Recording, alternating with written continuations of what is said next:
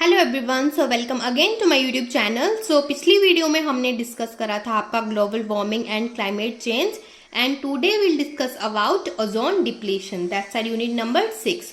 तो समझते हैं ये ओजोन डिप्लीशन वर्क कैसे करता है, कैसे हमारी ओजोन डिप्लीट हो रही है, इसकी थिकनेस कितनी होनी चाहिए। सारा समझेंगे हम इसमें। तो स्टार्ट करते हैं आपका वीना कन्वेंशन से। 1985 में आपका एक कन्वेंशन आया था जिसमें आपकी ओजोन लेयर को प्रोटेक्ट करने की बात कही गई थी। So that's our Vienna convention. Alright, आगे आता है आपका ओजोन को आप डिनोट कैसे करते हो। तो O3 है इसका केमिकल फॉर्मूला एंड ये एक जो है ट्राई एटॉमिक गैस है जिसमें आपके कितने अणु होते हैं, एटम के 3 अणु होते हैं, इसलिए आपको ट्राई एटॉमिक गैस भी बोलते हैं। पेल ब्लू गैस होती है, ये हल्के नीले रंग की गैस होती है। And ozone is also called germicide gas, इसको एक कीटाणुनाशी गैस भी कहते हैं।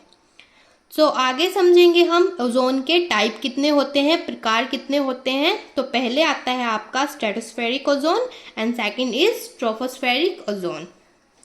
आपका स्ट्रेटोस्फेरिक ओजोन जो है इसको आप ओजोन गुड ओजोन भी बोलते हो, प्राइमरी ओजोन भी बोलते हैं एंड ये आपका पाया जाता है स्ट्रेटोस्फेयर में, that's why it's called stratospheric ozone.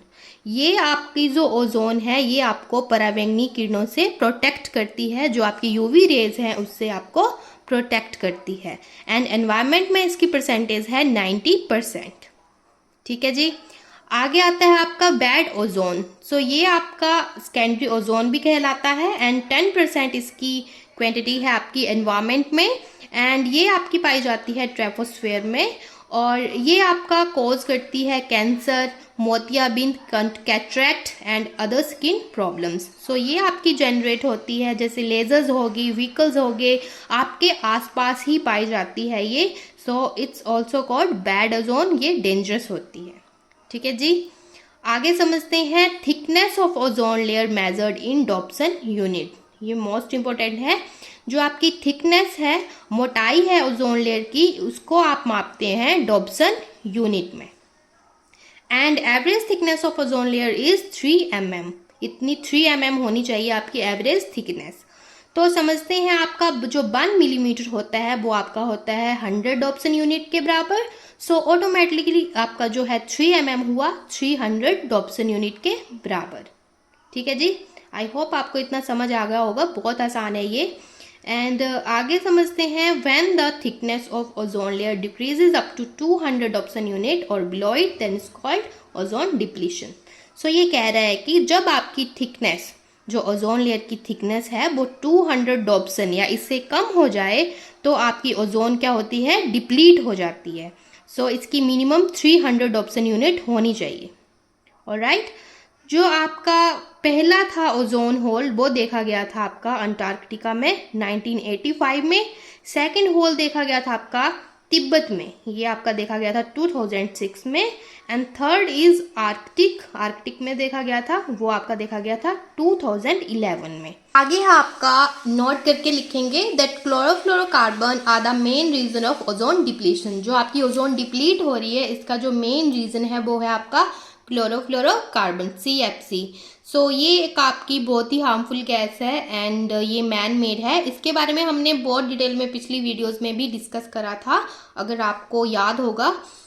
आगे है आपका मोनोट्रियल प्रोटोकॉल। ये भी it's very important that Montreal protocol is related to ozone depletion. आपका 1987 में आपका एक प्रोटोकॉल आया था ओजोन डिप्लीट के related, that is Montreal protocol. और बाद में फिर इसमें सुधार किया गया एंड इसका नेम रखा गया, अमेंडमेंट हुई इसमें, then it's named is Kigali amendment, जो आपकी आई थी 2016 में। It is an amendment to Montreal protocol. Alright, आगे समझेंगे आपके यूवी रेज के बारे में, कितनी टाइप की होती हैं, कौन अच्छी होती हैं, कितनी आपकी अर्थ पे पहुंचती हैं। सारा डिटेल में डिस्कस करते हैं। फर्स्ट आपका है ultraviolet rays A, ultraviolet rays V and then ultraviolet rays C। Okay.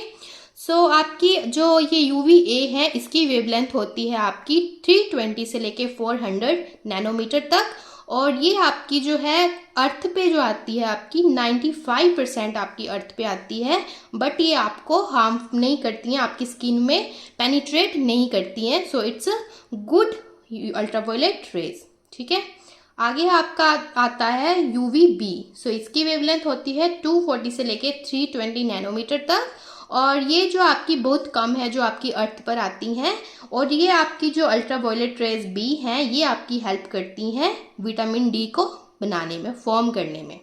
Alright, आगे है आपका अल्ट्रावायलेट रेज सी। सो इसकी जो आपकी वेवलेंथ होती है वो होती है आपकी 120 से 240 नैनोमीटर तक, और ये आपकी सबसे हार्मफुल होती है रेज, एंड हार्मफुल होती है, दैट्स वाई ये जो है मोस्टली जो रेजेस होती हैं आपकी स्ट्रेटोस्फेयर में ही आपकी अब्जॉर्ब हो जाती हैं।